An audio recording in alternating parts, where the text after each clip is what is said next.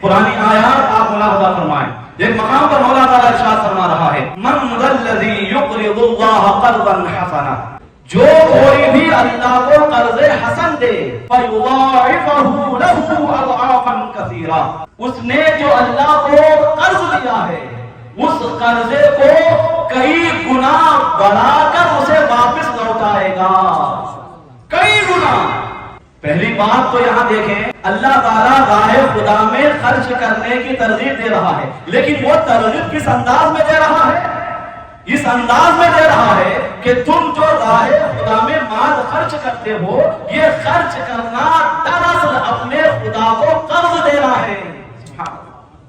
یہاں قرض کا لفظ استعمال کیوں ہوا؟ کروڑوں حکمتیں ہیں کیونکہ رب کا کلام ہے، کروڑوں حکمتیں، ان تمام حکمتوں کو سمجھنے سے ہم عاجز و قاصر ہیں۔ ہاں ایک حکمت سمجھ میں آتی ہے، کوئی ارب پتی ہے، کروڑوں کا مال اس کے پاس ہے، کئی بے شمار جائیدادوں کا مالک ہے، وہ اگر ہم سے آ کر یہ کہتا ہے کہ 10,000 دے دیجیے کل میں دے دوں گا، تو آپ سوچیں گے کیا 10,000 دے دیا تو دیکھو بھاگ جائے گا، سوچیں گے آپ کیا سوچیں گے؟ ارے کروڑوں کا مالک ہے، یہ میری قسمت ہے کہ کروڑوں کا مالک جسے میرے 10,000 کا 10 کروڑ کی بھی حاجت نہیں ہے لیکن وہ مجھ سے قرض کا مطالبہ کر رہا ہے، تو آپ اندر ہی اندر خوشی محسوس کریں گے کہ جان پہچان والے کئی لوگ ہوں گے اس سے مل جل کر کاروبار کرنے والے، بڑے بڑوں سے اس کے تعلقات ہیں، لیکن ان کو نظر انداز کر کے یہ میرے دروازے پر آ کر مجھ سے صرف 10,000 مانگ رہا ہے، تو آپ پورے یقین کے ساتھ دیں گے کہ میں اگر 10,000 دوں گا تو یہ کہیں بھاگنے والا نہیں ہے بلکہ یہ مجھے ضرور ضرور میرے 10,000 روپے واپس لوٹ آئے گا ہی۔ اس یقین کے ساتھ آپ اسے خوشی خوشی 10,000 روپے قرض دیں گے، کیونکہ آپ کی نظر اس کی ذات پر بھی ہے اور ساتھ ساتھ اس کا جو بیک گراؤنڈ ہے اس پر بھی آپ کی نظر ہے۔ تو بلا تشبیہ و تمثیل کے آپ دیکھیں مولا تعالیٰ یہاں ترغیب کس انداز میں دے رہا ہے، من ذا الذی یقرض اللہ قرضا حسنا، جو اللہ کو قرض حسن دے گا، مطلب کیا اللہ کو قرض حسن دو، راہ خدا میں خرچ کرو، اور راہ خدا میں خرچ کرنے والے کو چاہیے کہ تم سے قرض کا مطالبہ کون کر رہا ہے وہ دیکھے۔ قرض کا مطالبہ کرنے والا میں ہوں جو مالک حقیقی ہے، جو کائنات کی ہر شے کا خالق ہے، جو ازل سے اپنے خزانے کو خرچ کر رہا ہے لیکن رتی برابر بھی آج تک اس کے خزانے میں کوئی کمی نہیں آئی اور آئندہ بھی آنے والی نہیں ہے۔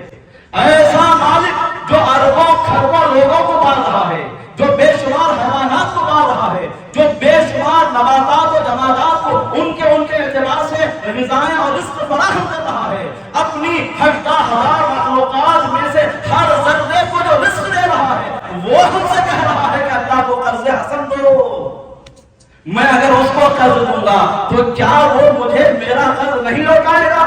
یہاں سے لوٹانے کی بات ہی نہیں ہو رہی ہے، یضاعفہ لہ اضعافا کثیرا، یعنی جتنا تم دو گے اس سے کئی گنا زیادہ بڑھا کر میں تمہیں واپس کروں گا۔ اسی بات کو ایک اور انداز میں مولا تعالیٰ ارشاد فرما رہا ہے من ذا الذی یقرض اللہ قرضا حسنا فیضاعفہ لہ ولہ اجر کریم، کہ جو راہ خدا میں خرچ کرتا ہے یعنی جو اللہ کو قرض حسن دیتا ہے اللہ تعالیٰ کئی گنا بڑھا کر اسے واپس کرے گا، وَلَهُ أَجْرٌ كَرِيمٌ، اور اس کے لیے عزت کا ثواب ہے۔ کیسا ثواب ہے؟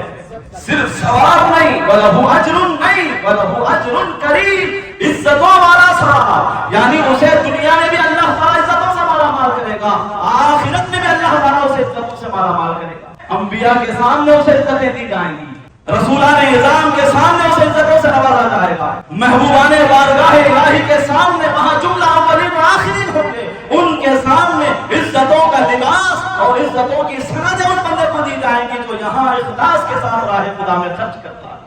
ایک اور مقام پر مولا تعالیٰ ارشاد فرما رہا ہے اسی بات کو، ان تقرضوا اللہ قرضا حسنا یضاعفہ لکم ویغفر لکم، اگر تم اللہ کو قرض حسن دو گے یضاعفہ لکم، اللہ تعالیٰ تمہارے لیے اس قرض حسن میں اضافہ کر دے گا، اس قرض حسن کو تمہارے لیے بڑھا دے گا، وَيَغْفِرْ لَكُمْ، اور تمہارے اس قرض حسن کے بدلے اللہ تعالیٰ تمہیں بخش دے گا، معاف کر دے گا۔ سبحان اللہ۔ حضرات گرامی، یہ اس کا کمال درجے کا لطف ہے، انتہائی درجے کی مہربانی ہے۔ موجود ہونے میں اس کے محتاج، ہم خود اس کے پیدا کیے ہوئے، وہ موجود نہ کرتا کیا مجال کہ ہم موجود ہو جاتے، ہم خود اس کے موجود کیے ہوئے، جس چیز کے ہم مالک بنے ہوئے ہیں اس کے مالک بنانے کی وجہ سے جو چیزیں ہماری ملکیت میں ہیں وہ ساری چیزیں اس کی مخلوق، ہمارے پاس کئی ملکیتیں ہونے کے باوجود بھی، کئی املاک ہونے کے باوجود بھی حقیقت میں بالذات مالک حقیقی وہی ہے، لیکن اس کے باوجود اس کا کرم دیکھیے کہ ہمیں مالک مجازی ہونے کا اعزاز عطا فرما رہا ہے، مالک مجازی ہونے کا شرف عطا کر رہا ہے، ہر چیز کا مالک ہو کر وقتی طور پر ہم کو چند چیزوں کا مجازی مالک بنا دیا، اور بنانے کے بعد کیا کہتا ہے؟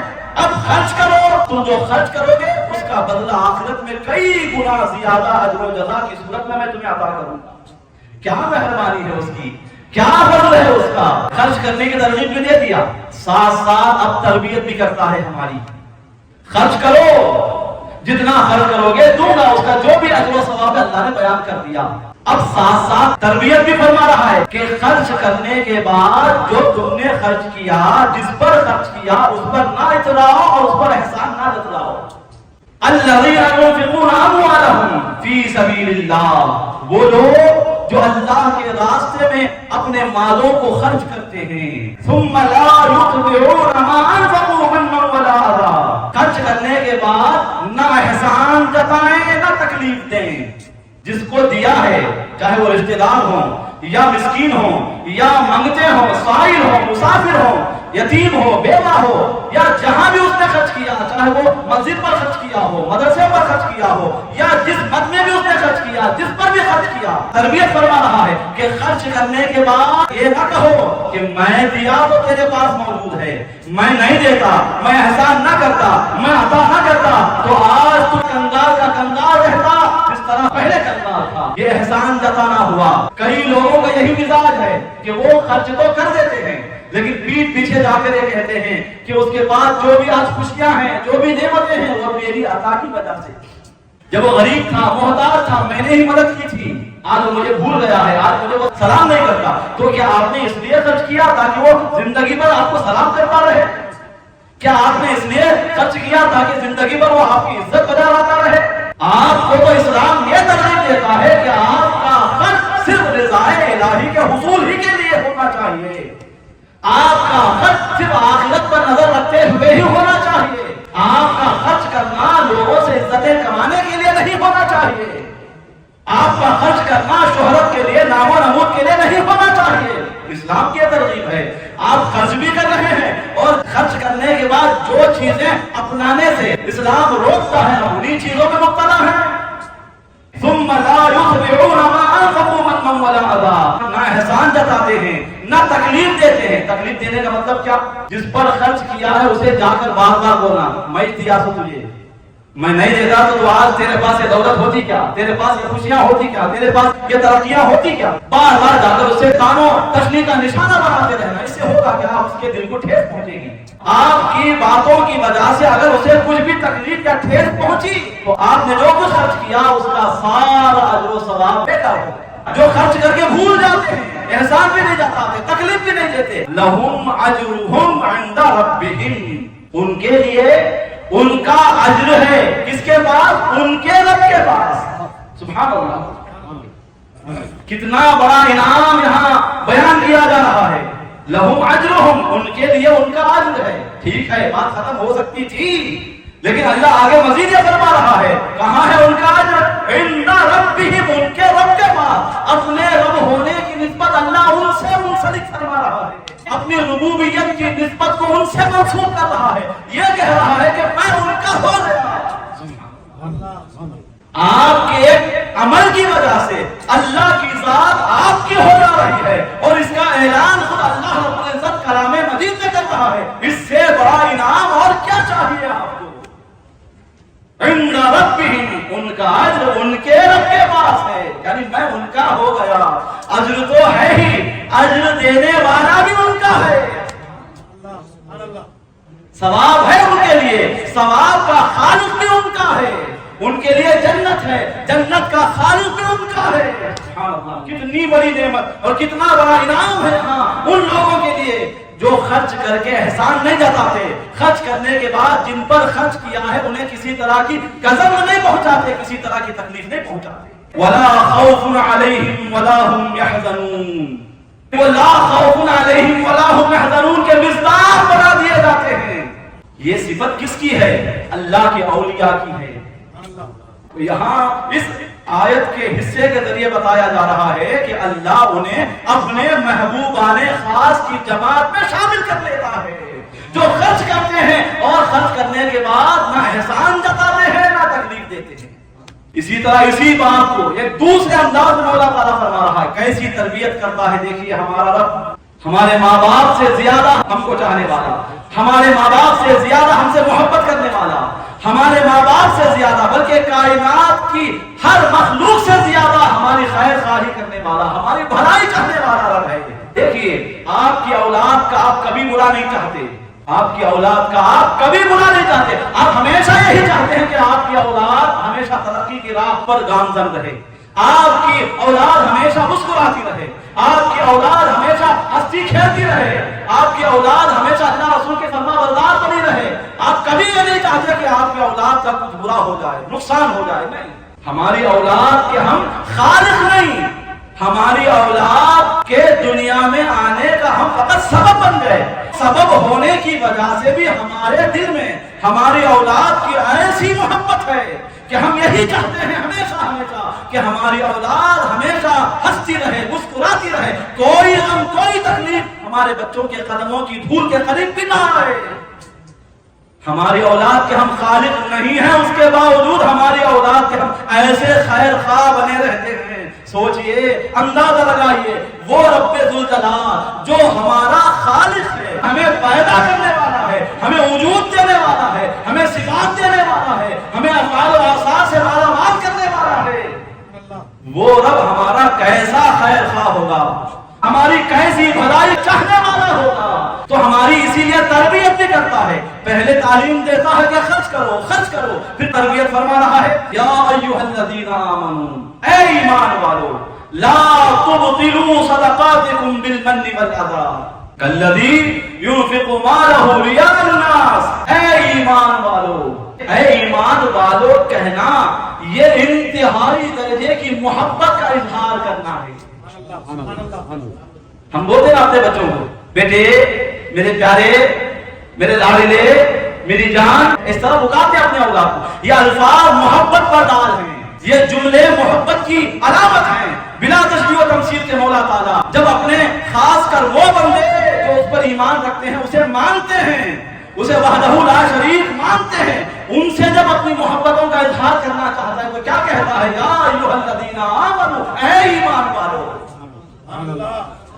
اے ایمان والو، محبتوں کا اظہار کر رہا ہے اور محبتوں کے اظہار کے ساتھ ساتھ تربیت فرما رہا ہے۔ لا تبطلوا صدقاتکم، اپنے صدقات کو، اپنی خیرات کو، آپ نے جو کچھ راہ خدا میں خرچ کیا اسے باطل نہ کرو، اسے بیکار نہ کرو، اسے برباد نہ کرو۔ بالمن والأذى، احسان جتانے اور تکلیف دینے کے ذریعے تم نے جو راہ خدا میں خرچ کیا، تم نے اللہ کے راستے میں جو نچھاور کیا، جو قربان کیا، اگر احسان جتاؤ گے اس خرچ کرنے کے بعد تو تمہارا جو اجر میں نے بیان کیا ہے وہ اجر ضائع نہ چلا جائے، بیکار ہو جائے گا تمہارا خرچ۔ یا تم نے جس پر خرچ کیا اگر اسے کسی طرح کی اپنے اس خرچ کو ذریعہ بنا کر ٹھیس پہنچائی، تکلیف پہنچائی، تو اس صورت میں بھی تمہارے خرچ کا جو اجر ہے وہ بھی بیکار ہو جائے گا۔ لہذا تم نے میرے لیے خرچ کیا ہے، میری خوشی کے لیے خرچ کیا ہے، میں تو خوش ہو گیا نا، میری رضا کے لیے خرچ کیا، میں تو راضی ہو گیا نا، اب کیوں اس پر احسان جتا رہے ہو؟ کیوں تم اسے تکلیف دے رہے ہو؟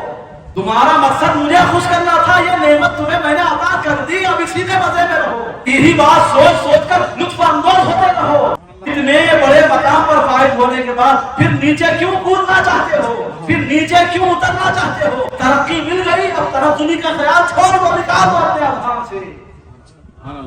اپنے خرچ کرنے کو، انفاق کو تباہ و برباد نہ کرو اس آدمی کی طرح جو دکھاوے کے لیے خرچ کرتا ہے، جو خرچ تو کرتا ہے لیکن اس کا مقصد نام و نمود ہوتا ہے، خرچ تو کرتا ہے لیکن اس کا مقصد ریاکاری ہوتا ہے. ریاکاری کے جذبات کے تحت جو خرچ کرتا ہے اس نے تو اپنا اجر ضائع کر دیا، اسے کوئی اجر ملنے والا نہیں ہے. اس ریاکاری کی وجہ سے اس کا اجر تباہ ہو گیا. اسی طرح اگر احسان جتاؤ گے، اگر نقصان پہنچاؤ گے، تکلیف پہنچاؤ گے، تمہارا اجر بھی ضائع ہو سکتا ہے. لہذا اس بیماری سے اپنے نفس کو اچھی طرح پاک و صاف رکھو، محفوظ رکھو. حضور اکرم علیہ السلام بھی ہماری تربیت اس انداز میں فرماتے ہیں. دیکھیے حضور کے نور سے ہم مولود ہوئے، حضور سے بھی ہمارا تعلق ہے. ایک لمحے کے کروڑویں حصے کے لیے بھی ہمارا تعلق، ہمارا رشتہ حضور علیہ السلام سے منقطع نہیں ہو سکتا. ہر لمحہ ہمارا تعلق، ہماری نسبتیں حضور گرامی وقار علیہ السلام سے منسلک ہیں. اب وہ رسول گرامی وقار علیہ السلام بھی ہماری تربیت کس انداز میں فرماتے ہیں. دیکھیے خرچ کرنے والے کے دل میں کیسے جذبات ہونے چاہیے. خرچ کرنے والا یہ نہ سوچے میں خرچ کر رہا ہوں، میں دے رہا ہوں، میں عطا کرنے والا بن گیا ہوں، یہ تصور نہ کرے. بخاری شریف کی حدیث ہے، ایک مرتبہ رسول گرامی وقار علیہ السلام نے حضرت سعد بن ابی وقاص جو عشرہ مبشرہ میں سے ہیں، آپ خرچ کرنے کو پسند کرتے تھے. آقا علیہ السلام نے ان سے ارشاد فرمایا هل تنصرون وترزقون الا بضعفائكم. اے سعد، تمہیں جو اللہ مدد عطا فرماتا ہے، یعنی تم جنگوں میں جاتے ہو، مشرکوں کافروں سے مقابلہ کرتے ہو اور اس وقت تمہیں کامیابی ملتی ہے اور تمہیں رزق دیا جاتا ہے، مال غنیمت بھی ملتا ہے، تمہارے کاروبار میں برکتیں آتی ہیں، تمہیں اللہ تعالیٰ مختلف راستوں سے، مختلف ذرائع سے مال دیتا ہے، تم مالدار کہلاتے ہو. یاد رکھو جنگوں میں ملنے والی کامیابیاں، زندگی کے کسی بھی موڑ میں ملنے والی کامیابیاں، اور ساتھ ساتھ تمہیں جس طرح کا بھی رزق دیا جاتا ہے، جو بھی مال تمہیں دیا جاتا ہے، بضعفائکم، تمہارے کمزوروں کی برکت سے دیا جاتا ہے. تمہارے درمیان جو کمزور لوگ ہیں، جو غریب لوگ ہیں، جو نادار لوگ ہیں، جو بے سر و سامان درجے کے لوگ ہیں، ان کی برکت سے اللہ تعالیٰ تمہیں مال عطا کرتا ہے. تو جب وہ مال جو ان کی برکت سے تمہیں عطا ہوا، انہی پر جب تم خرچ کرو تو یہ سوچ کر خرچ نہ کرو کہ میں خرچ کر رہا ہوں، یہ میرا اپنا مال ہے، بلکہ اس جذبے کے ساتھ خرچ کرو کہ میں جو خرچ کر رہا ہوں یہ مال انہی کی برکت سے اللہ نے مجھے دیا. سوچئے کس درجے کی عاجزی سکھائی جا رہی ہے. اگر یہ جذبہ ہر ایک کے دل میں پیدا ہو جائے تو پھر تکبر کہاں رہے گا، غرور کہاں رہے گا، گھمنڈ کہاں رہے گا، میں بنا کہاں رہے گا. میں کے نعرے جو ہم ہر وقت زبان حال سے بلند کر رہے ہوتے ہیں، ان کا وہ ستیہ ناش ہو کے رہ جائے گا اور بندہ ترقی کی راہ پر ہمیشہ کے لیے گامزن ہو جائے گا. تو حضرات گرامی، میں عرض یہ کرنا چاہ رہا ہوں ان باتوں کے ذریعے کہ ہمارا مذہب اسلام اپنے ماننے والوں کو مختلف مدات میں خرچ کرنے کی ترغیب دیتا ہے. اب یہ وہ وقف ہے، وقف جو ہمارے اکابرین کرتے چلے آ رہے ہیں. حضور اکرم علیہ السلام کے زمانے سے جو وقف کا رواج چلتا آ رہا ہے، آج بھی ہو رہا ہے، یہ وقف کرنا بھی اسی انفاق فی سبیل اللہ کا ایک حصہ ہے. اللہ کے راستے میں خرچ کرنے کا ایک حصہ ہے. اللہ کے راستے میں خرچ کرنے کے مختلف طریقے ہیں، ان طریقوں میں سے ایک طریقہ ہے وقف.